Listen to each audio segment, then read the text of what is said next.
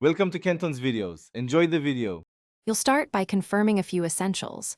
Sign into the device with your Apple ID, know your password, and have a trusted device ready for two-factor authentication. Once done, open Settings and tap your name at the top.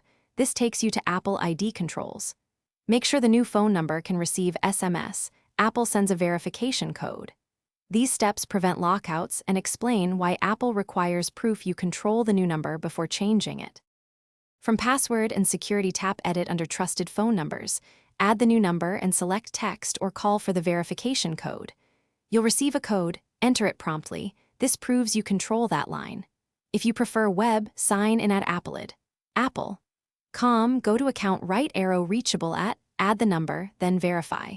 Once the new number verifies, remove the old one if you no longer use it. This sequence keeps two-factor integrity intact and updates recovery options.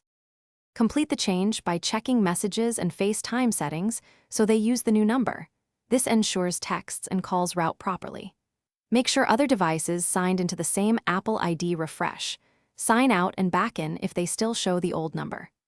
If verification fails, one key troubleshooting tip is to confirm your carrier activated the number and that device time and date are automatic. Then restart the device and retry verification codes. Thanks for watching. Consider subscribing if we helped you.